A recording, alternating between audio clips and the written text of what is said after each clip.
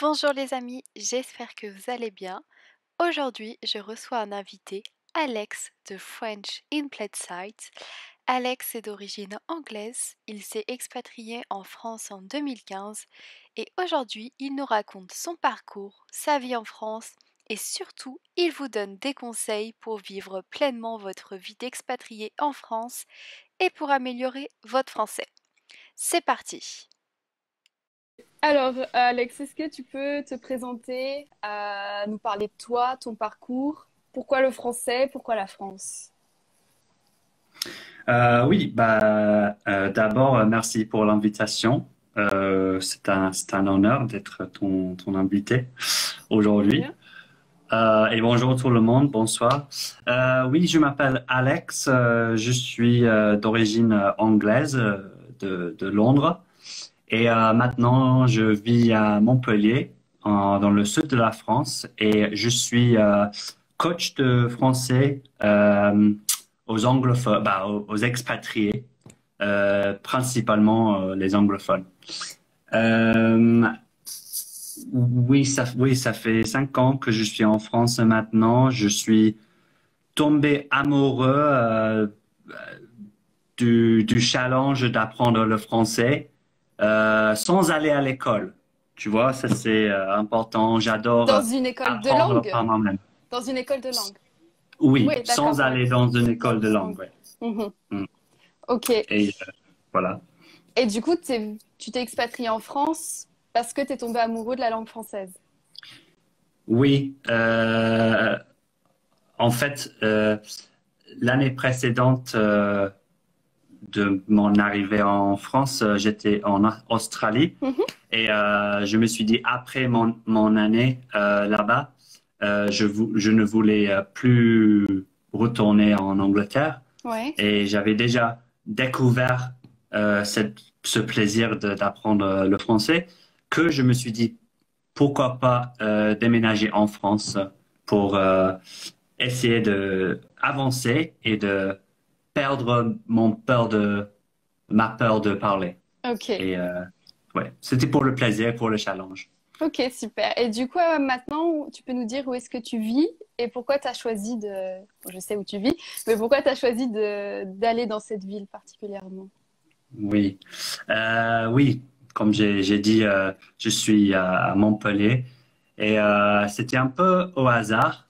Je cherchais un moyen de m'immerger dans la culture et dans la langue. Et j'ai trouvé un programme, c'est un peu comme un programme d'opère, parce que on m'a placé dans une famille française Mhm. pour aider les enfants avec leur anglais. Et c'était un peu au hasard, mais l'agence qui m'a placé dans la famille à sa base ici à Montpellier. Donc, c'était dans un village juste aux alentours de la ville. Ok, Donc, super. mais aussi, je me suis dit, il y a toujours du soleil. Je suis jamais allé dans le sud de la France. Pourquoi Mhm. pas? Et tu regrettes pas? Non, jamais. Bah, ça fait déjà 5 ans. Ouais. Ouais, j'aurais quitté sinon. Oui. Ok. Et est-ce que tu peux nous dire si avant d'emménager en France, tu avais des idées reçues sur la France et les Français? Et si elles se sont avérées vraies ou bien fausses? Écoute, oui, j'avais des idées reçues, c'est-à-dire les stéréotypes, c'est ça? Mhm. Les Oui, stéréotypes, oui. comme, euh, comme les Français ne parlent pas anglais et que euh, personne n'est gentil. Ouais, bon, Et, souvent, ça revient souvent, ça. oui, ça c'est les deux principaux, Ok. je dirais, principal, Et ouais. principal, ouais. Et est-ce qu'elles se sont avérées vraies ou fausses, du coup? Ah, complètement fausse. Même sur l'anglais? Oui, bien sûr. Ouais.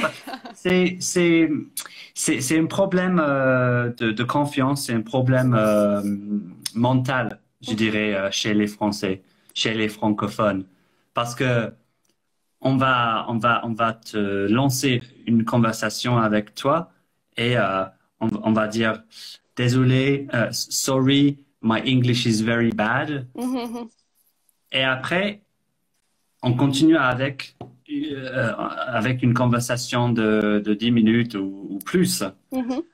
en anglais. Et ça se passe bien. Donc, par contre, si c'était l'inverse, si c'était un Anglais qui essayait de parler en français, ce serait catastrophique en général. Oui, parce qu'on n'a pas besoin d'apprendre le français. Non, non, mais les Français ont besoin d'apprendre l'anglais. Oui, et vous avez vous êtes exposé aux films et aux séries anglophones. Donc, au moins, vous avez ça. De Oui, plus en plus, on oui, va de dire, plus hein. en plus, parce qu'avant, tous les films, les séries étaient traduites en anglais, en français, pardon. Du coup, on gardait pas Mhm. le côté anglophone. Mais maintenant, c'est vrai qu'avec Netflix, tout ça, ça se popularise un peu plus et on est plus exposé à l'anglais qu'avant, c'est sûr.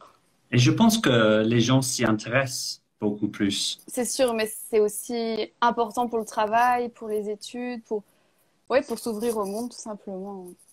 Oui, oui, tout à fait. Et pour l'autre idée reçue Mhm, qui était que les gens sont impolis, mhm, même à Paris, parce qu'on peut dire qu'il y a Paris et puis il y a le reste de la France. Pour moi, même à Paris, tout le monde au magasin te dit bonne journée, bonjour monsieur, comment ça va? Et juste ces mots simples mhm. sont très bien reçus Oui, et oui, c'est la je les apprécie politesse. beaucoup. Et c'est pas si commun que ça en Angleterre de Ah oui? dire have a good day, mais tout le monde dit bonne journée ou bonne Oui, soirée avec un sourire ou sans sourire, vous pouvez pas tout mais quand avoir. même. Oui, Ok, oui, oui, je pense que c'est vraiment une idée reçue, mais oui, qui s'avère fausse. Je pense que après, ça dépend des personnes, c'est sûr. Si on tombe sur une personne qui est dans un mauvais mood, oui, ok, mais il faut pas non plus généraliser, c'est sûr. oui, je préfère juger l'individu, c'est sûr. Et qu'est-ce qui t'a le plus surpris en France? Donc, surpris, ça peut être négatif, comme ça peut être Hmm. positif. Bah, j'ai trois choses en fait. Les deux premières sont très personnelles, je vais dire. Mhm, Ça veut dire que c'est pas forcément une chose que tout le monde va trouver. bien sûr. Mais pour moi, grandissant à Londres, je ne voulais jamais retourner chez moi après les vacances, par exemple, ou après un week-end à l'étranger Ouais. ou, hors de Londres. Mais ici, j'ai eu la réalisation que je pouvais vivre quelque part où je suis impatient de retourner chaque fois. Et ça fait vraiment plaisir. C'est super. Et qu'en fait, juste une très courte anecdote, j'ai une amie qui habite ici aussi, c'est une Française, et elle utilise tout le temps le hashtag j'habite où tu pars en vacances dans sa story, Mhm. parce qu'elle est très fière d'habiter dans le sud de la France où il y a de la mer, où il y a Oui. du soleil, et je trouve ça très juste et je l'adore. Euh, la deuxième chose, c'est le, ce qui m'a surpris, c'est que c'est le fait d'être en France ne veut pas du tout dire que j'allais pouvoir soudainement parler français. Complètement, oui. Il y a beaucoup qui pensent en arrivant en France et en fait, se retrouvent complètement bloqués. Et j'ai eu la même Oui, expérience quand je suis partie à Malte pour apprendre, améliorer mon anglais. Et oui, j'avais l'opportunité de parler anglais, mais j'étais totalement bloquée, quoi. Et au final, c'est pas parce qu'on s'expatrie dans le pays où on apprend la langue cible qu'on va comme ça apprendre la langue et oui, la parler. Ça, ouais, je oui. comprends. Ce qui se passe, c'est que tu es, tu dois affronter plus tôt euh, la, oui, la pression, tu vois, parce que la pression monte plus vite parce que C'est tu sûr. es entouré par la langue. Mhm, c'est Et sûr. Mais si tu n'agis pas, il y a aucune différence entre vivre en France ou vivre en Angleterre Complètement. ou en Malte. Ah, et À Malte, oui. le plus difficile, moi, c'est l'erreur que j'ai faite, c'est que je suis restée, enfin, je me suis fait que des amis francophones et pas d'amis anglophones. Du coup, ouais, ouais, en fait, je suis restée dans ma zone de confort et j'en suis pas sortie. Mm. Et ça a été une erreur, mais qu'on apprend au final et on se rend compte. Et après, une fois qu'on a surmonté ça, ça va tout seul après. Oui. Et ça, c'est un bon conseil pour tout le monde, C'est sûr. d'être prêt à sortir de votre zone de confort Complètement, ouais, il le faut. régulièrement. Même un tout petit peu, même un tout petit pas, Ah oui, pas mm, complètement du jour au un tout petit lendemain. peu, mais Voilà, ouais. ça fait. Chaque victoire s'accumule, tu vois. C'est ça, oui, oui, c'est ça, Ouais. complètement. Et du Euh, coup, la troisième chose qui t'a surpris la, enfant? la, la troisième chose, c'est quelque chose que je n'aime pas du tout, mais c'est quelque chose que j'ai remarqué en arrivant à Paris Je crois et que qui existe je crois que je sais ce que ici à tu vas Montpellier. dire. Ah ouais? Je crois que je l'ai entendu, si tu l'as pas dit dans l'interview d'Aurélie, Ouais, les crottes de chien. ouais, exactement. Ouais. Mais depuis ça, j'ai cherché un peu de vocabulaire. C'est soit le refus ou la mauvaise volonté de certains Français de ne pas nettoyer après leur chien. Ouais, ouais, Et ouais. ça m'a vraiment marqué très tôt. Ouais. Ouais, Tu trouves le même problème en en Belgique? Belgique aussi, ouais, ouais, ouais. Moi, bah, j'ai un chien, je le sors, je nettoie toujours après le chien, mais non, les gens le font pas forcément, donc c'est sûr. Et en Angleterre, les gens enfin, ne font pas ça. Les gens respectent et nettoient. Il y en a toujours, tu Ouais, vois, on peut pas trop généraliser, mais c'est vrai que on le remarque beaucoup plus ici qu'en Angleterre. ouais, ouais, ouais. Par Ouais. contre, si tu vas en Suisse, là, il y aura rien par terre. Non, Ah c'est non, super. la Parce Suisse, que c'est propre, c'est nickel. ça veut dire que tu peux passer ton temps à, à regarder les merveilles, l'architecture et les paysages sans se soucier de marcher du caca. Mais peut-être qu'ils font ça parce on dit que si tu marches dans une crotte de chien avec ton pied gauche, ça porte bonheur. C'est peut-être pour ça que les gens le laissent. Ouais. Combien de fois par jour? Ouais. Ouais. Ouais, c'est un problème. Ah oui, je vois. La Suisse, c'est un autre level. Oui, la Suisse, c'est un autre level. Mais les amendes aussi, les pénalités de la police sont pas les mêmes aussi hein, qu'en France. C'est peut-être pour ça aussi. Oui, c'est sûr, c'est sûr. Et dans la même optique, qu'est-ce que tu as découvert en France que tu ne connaissais pas forcément avant et dont tu peux plus te passer maintenant? Euh, ok, ok, ouais. Bah, je dirais d'abord que je ne suis pas un homme très cultivé. Tu vois, donc c'est sûr que j'adore le pain. J'adore avoir le pain frais, disponible, à portée de main, tu vois. Et j'apprécie beaucoup la qualité d'une bonne baguette. Et j'ai découvert de plus en plus de fromage, Ah, même si avant j'étais pas hyper fromage, tu vois. J'étais pas, ouais. Mais mais deux choses qui se passent, deux événements, on va dire, qui se passent en France qui m'ont marqué, c'est le la fête de la musique. ouais, j'adore. Hum, Moi, je suis pas trop spectacle en plein air. Je ne suis pas, j'aime pas trop les foules, Mhm. mais j'apprécie beaucoup l'énergie et l'ambiance que Ouais, c'est super les fêtes de la ça musique. apporte à Mhm. un endroit. Ouais, ouais, c'est vraiment super. Après, oui, c'est vrai qu'il y a des foules si tu es dans les grandes villes, mais si tu vas dans les petites villes, c'est un peu plus intime. Enfin, tu as un peu plus des spectacles à chaque coin de rue et c'est vrai que c'est vraiment super. Il fait chaud, il y a une bonne ambiance.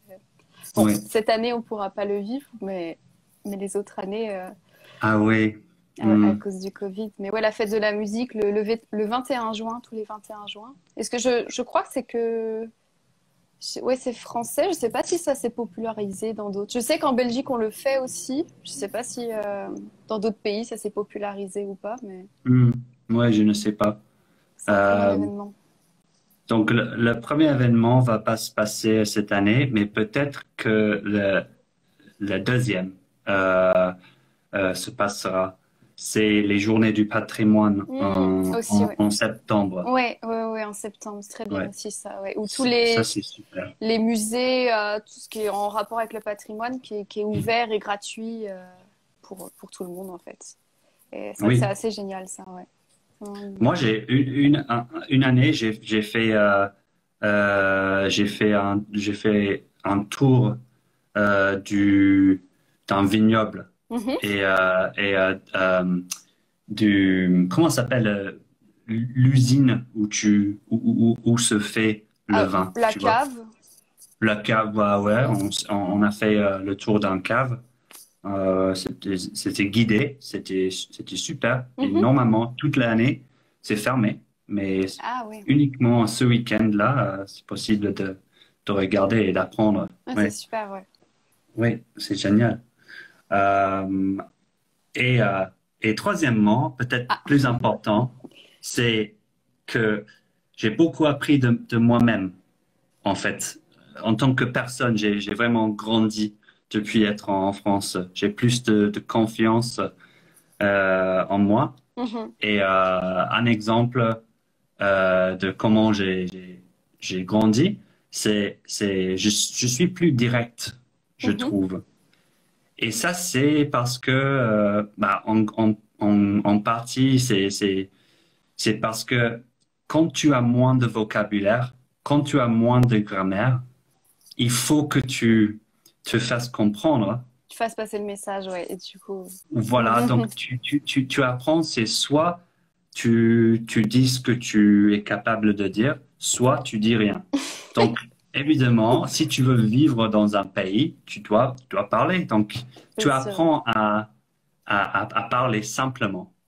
C'est ça. Et Mhm. donc, naturellement, ça veut dire que tu vas communiquer ton message plus directement. Mhm. Et en France, je trouve ça, j'ai de la chance d'être en France et apprendre cette compétence parce que en France, vous êtes assez direct par rapport à en Angleterre, je trouve. Peut-être, oui. Peut-être qu'on a moins de tact, oui.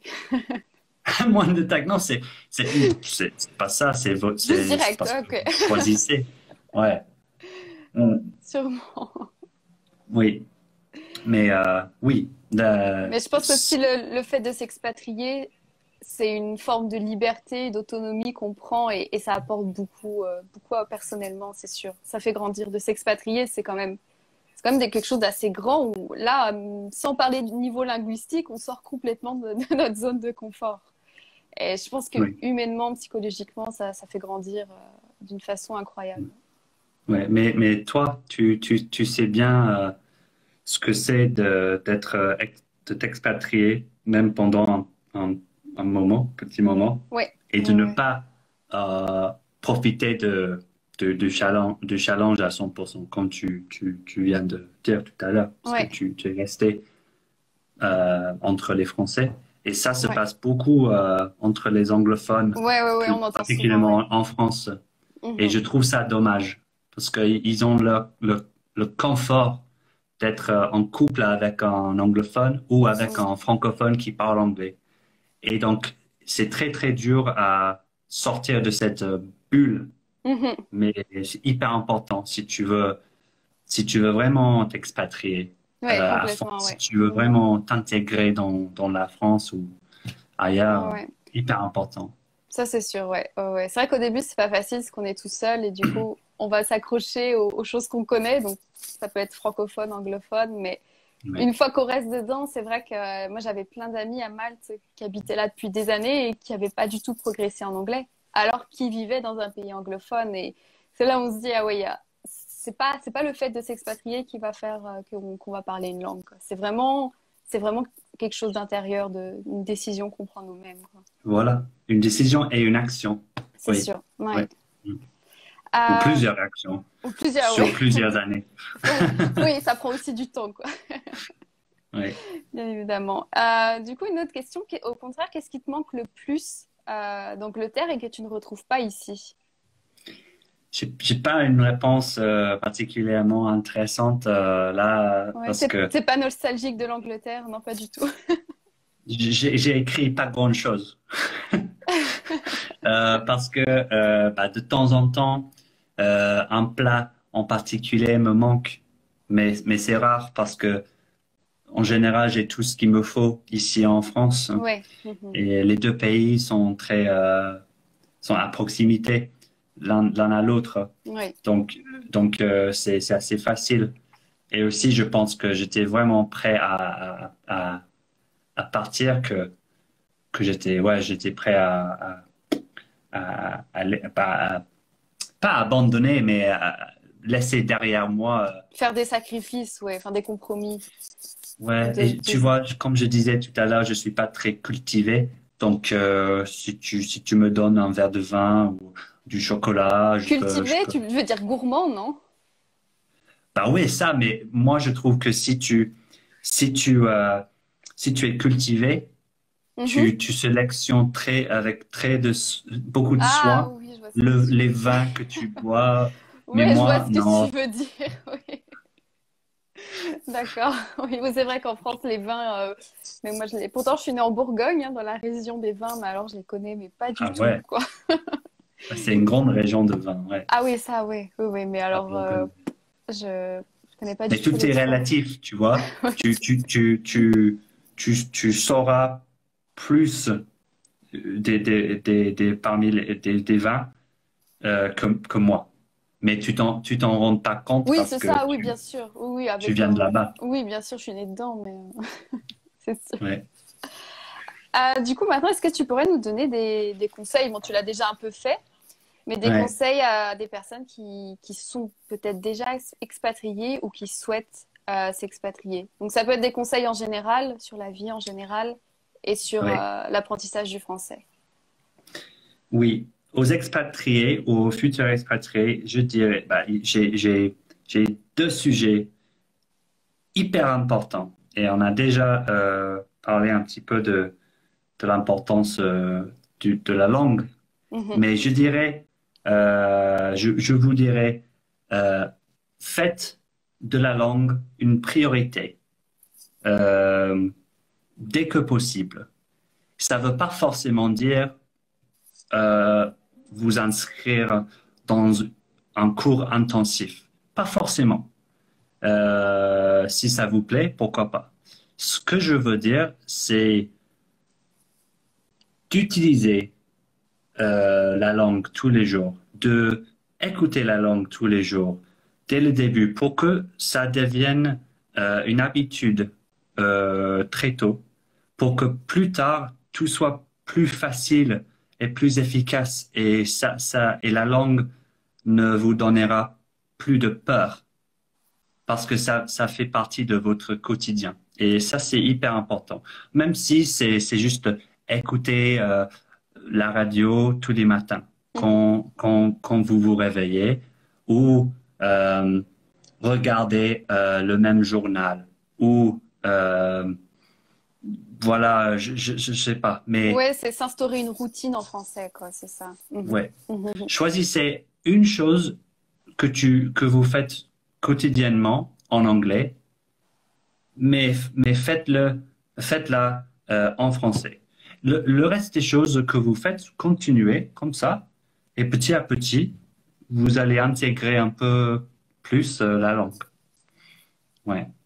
Ok, parfait, Euh, super conseil.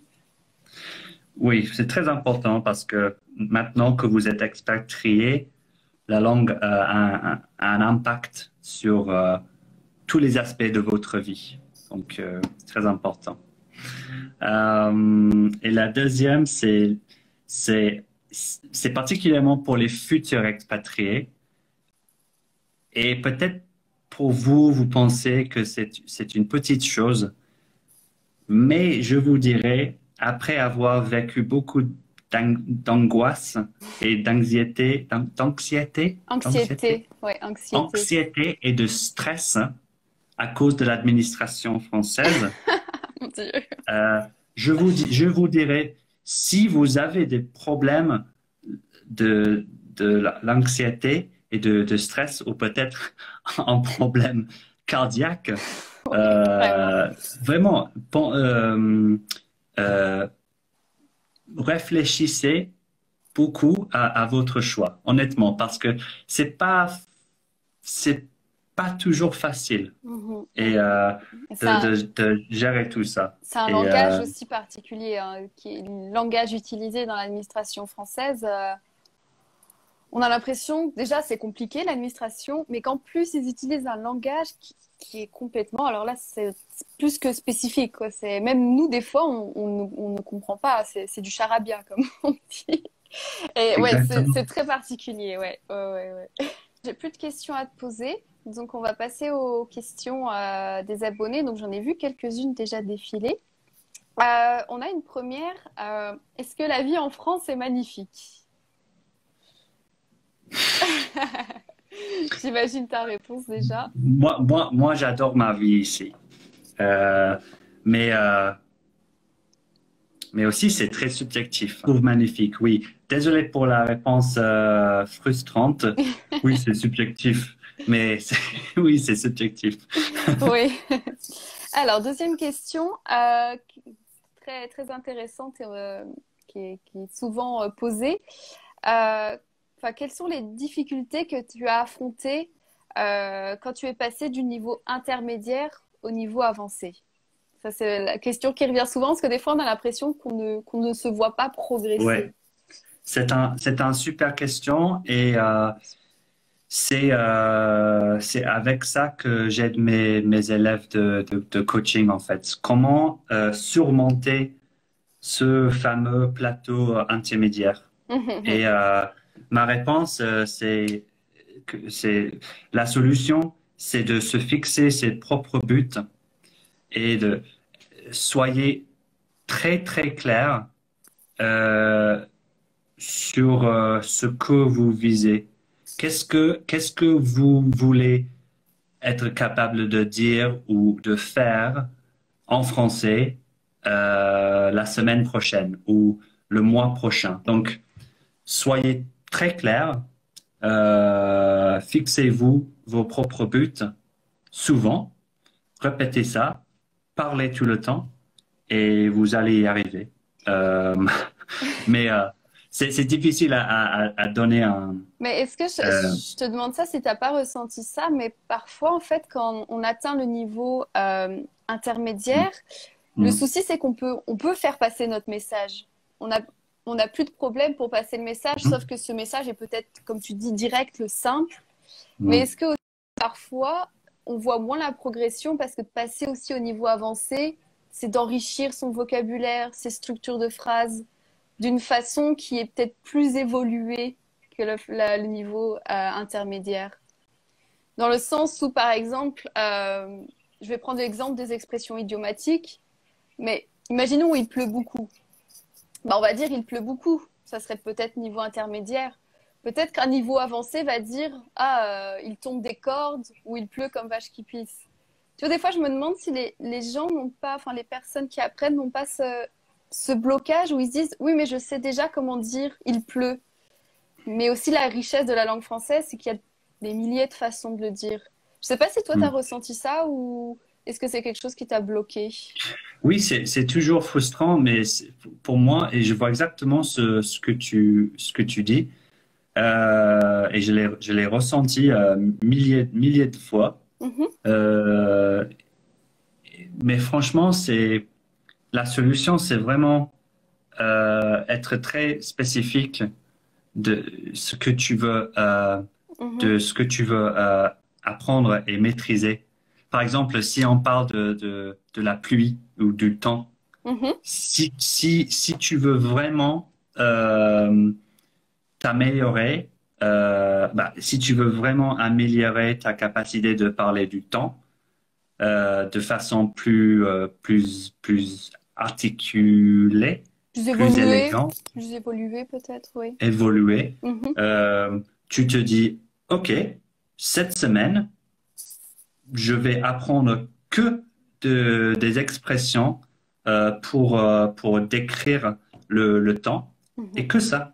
Je vais me faire une liste de 20 moyens ou 20 manières avancées Mhm, décrire le temps mhm. et je vais les apprendre, je vais les réviser et je vais les utiliser tous les jours pendant 7 jours pour être capable de les utiliser dans une conversation et aussi pendant la semaine, les utiliser dans une ou deux conversations et à la fin de la semaine, tu vas savoir si tu auras atteint ton but parce que tu avais fixé un moyen, tu t'étais fixé un moyen de mesurer ton progrès Mhm. et donc ce sera facile à dire, OK, j'ai réussi ou il me faut encore une semaine pour ce but.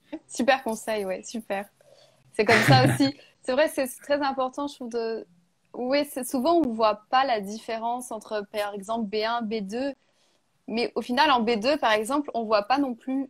On voit quelques éléments de grammaire, mais c'est plus... Le B2, c'est plus de la perfection du B1. C'est... On revoit tout ce qu'on a appris pour plus que ça... Enfin, faire en sorte que ça soit plus fluide Hmm, et là, ouais, c'est plus le B2, c'est par exemple, c'est vraiment de la perfection et ça, c'est vrai que c'est difficile pour quelqu'un qui est à ce niveau-là parce qu'il se dit, mais je ne me vois pas progresser, j'ai rien appris de nouveau.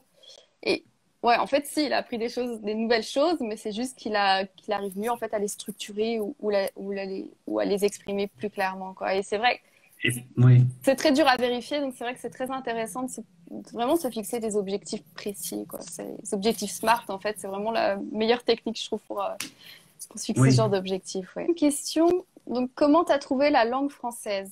Alors, je sais pas si c'est comment tu l'as trouvée au niveau de la difficulté ou de la beauté. Tu vas nous dire les deux comme ça, au moins. certains jours je vais pas dire facile, mais certains jours OK, d'autres jours horribles. Euh, Au début, très intimidant, Mhm, mhm. parce qu'il y a toutes les conjugaisons. Tout le monde va savoir, va connaître, va reconnaître ça. Et ouais, à différents stades, il y a des différents problèmes. Et comment j'ai trouvé la langue? Ouah, c'est une question simple, mais c'est difficile à répondre. C'est subjectif. C'est c'est subjectif, ouais.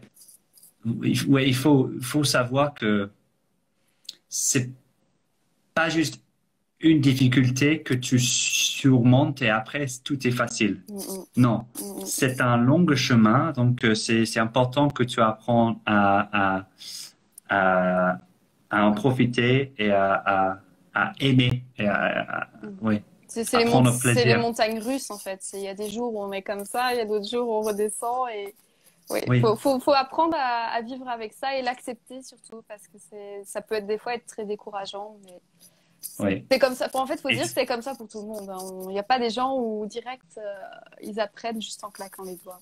En ouais, France, les gens pardon. parlent trop vite. Comment tu as surmonté cette difficulté? Oui, il parle très vite, mais c'est une question de temps. Et je sais que ça, c'est un peu frustrant à entendre, mais il faut que je le dise, c'est vrai.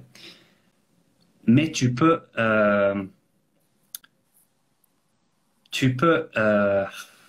tu peux t'aider en te mettant dans un environnement fait pour les apprenants plus souvent que possible, pendant plusieurs mois.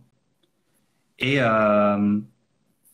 par exemple, les échanges linguistiques ou prenez des cours avec une prof ou avec un natif. Et ça va pas changer grand-chose du jour au lendemain. Euh, mais avec le temps, pendant quelques mois, tu vas entendre beaucoup de choses souvent, très souvent, et tu vas remarquer que tu comprends mieux et tu comprends plus de ce qu'on te dit dans la rue ou dans la boulangerie que tu comprenais avant. Et c'est grâce à les heures que tu as passées à, à, à parler aux natifs qui parlaient un peu plus doucement pour toi, mais quand même qui utilisaient l'argot ou les abréviations comme ya ou faut au lieu de il y a et il faut. Euh, et c'est comme ça, c'est un compromis en fait, parce que eux ils vont comprendre que tu apprends, donc ils vont parler plus doucement, plus Mhm. lentement. En même temps, ils vont quand même utiliser ces abréviations et et donc, ouais, je devrais dire que c'est pas toujours que les Français parlent vite, c'est qu'ils cachent Il, il mange certains les mots. mots. Il mange les Ils mots. mangent les mots. Mais les Anglais le font Et aussi, il faut l'avouer. bien sûr, Oui, oui, toutes les langues, ouais, ouais, ouais. toutes les langues. Et donc, c'est pas forcément la rapidité, la vitesse. Donc, il faut juste avoir de la patience, mais Mm, mm. aussi te mettre dans un environnement fait pour ton niveau, avec Ouais. les gens qui vont te donner le temps et la confiance. C'est Ouais. vraiment une question d'habitude.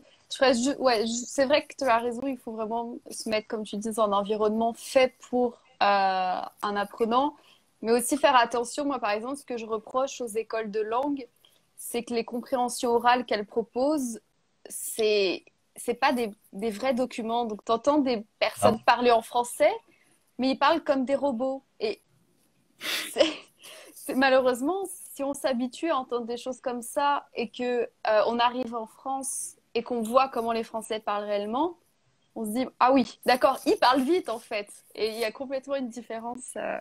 C'est pour ça, il faut vraiment trouver un équilibre entre oui, quelqu'un qui peut aider à un peu même peut-être analyser quelqu'un qui parle vite.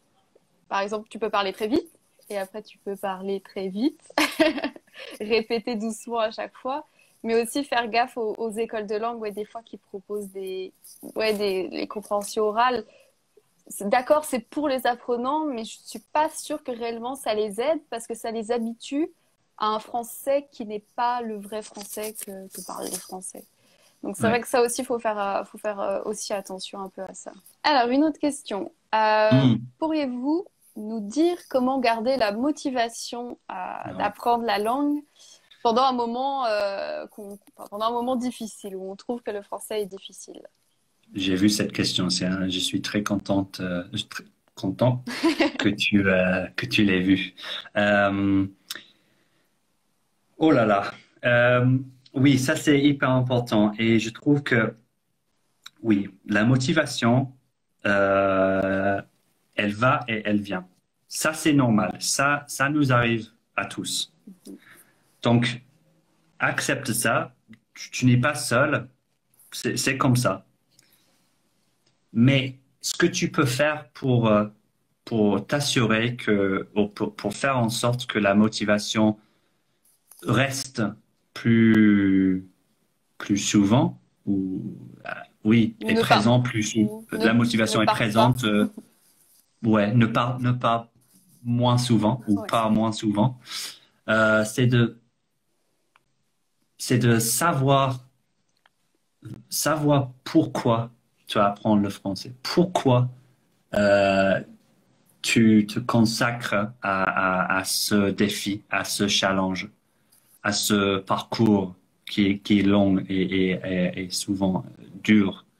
Euh, Trouve une raison très personnelle et très profonde. Regarde vraiment à l'intérieur de toi. Parce que quand tu as ça, quand tu as une connexion personnelle avec la raison pour laquelle tu apprends le français, les jours où tu te sens pas motivé, où tu te sens nul ou faible, tu vas plus facilement retrouver la motivation parce que tu sais ce que la réussite va t'apporter à la fin. Et vraiment savoir pourquoi. Pourquoi. Mm. Moi, je m'arrête jamais à me poser la question pourquoi. Mais tu as raison, en fait, c'est même on peut comparer à tout, mais par exemple, comme faire du sport, aller à la salle de sport, si on y va, c'est parce Hmm, qu'on a un objectif, enfin, perdre du poids, prendre du muscle. Et c'est pareil, quand on n'est pas motivé pour aller à la salle de sport, on se dit, ah oui, si j'y vais parce que je dois perdre du poids, donc allez, ça remotive. Et le français, c'est exactement la même chose. Il faut toujours se rappeler sans cesse pourquoi on fait ça. Et c'est totalement ça. Après, j'ajouterais aussi qu'il faut aussi accepter qu'il y a des jours où, bah voilà, où on est fatigué, ça va pas. Je pense que dans ces jours-là, faut pas se forcer. Faut trouver un hmm. équilibre entre, je vais être un peu vulgaire, mais se mettre un coup de pied au derrière quand il le faut, mais aussi s'écouter. Et bah, si c'est un jour où ça veut pas, bah ça veut pas et on recommence le Hmm. lendemain, quoi. Ça sert à Oui, rien de se forcer, l'acceptation, ouais. C'est ça, ouais. ouais. Faut accepter. L'acceptation est essentielle, ouais. Alors, il y a une dernière question. Quels sont les points communs entre la langue française et l'anglais? Si les mots qui se terminent par TION, comme nation, organisation, administration, Hmm. est-ce que tu vois d'autres ressemblances entre ces deux langues?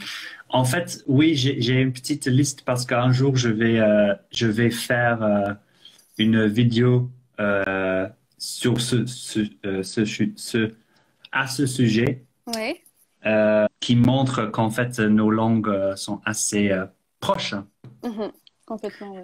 Et en fait, le dernier mot que j'ai ajouté aujourd'hui, en fait, c'était que je me suis rendu compte que le mot euh, mercifully, en anglais, mercifully, ça veut dire thankfully Mhm. ou heureusement, fortunately. Mhm. Ça commence par merci. Et je Ah n'avais oui. jamais vu ça. C'est mercifully, tu vois. Et j'ai fait le lien aujourd'hui. C'était fou comme réalisation, comme ça. Mais les Ouais. similarités, ouais, il y en a trop. Il y en a beaucoup. Il y en a Ouais. beaucoup. Il y a même nous, enfin, il y a beaucoup de mots anglais qu'on utilise, comme week-end, par exemple. On l'utilise énormément. Et même surtout les jeunes utilisent beaucoup d'anglicismes et dont on va dire, l'Académie française a du mal à suivre. Mais c'est vrai qu'on utilise beaucoup de mots anglais. Il y a beaucoup de ressemblances. Il y a beaucoup de faux amis aussi. Mais il y a quand même beaucoup de ressemblances. Alors du coup, bon, je pense qu'on peut arrêter là. Je pense qu'on a beaucoup parlé, on a beaucoup envahi les lives Insta ce soir.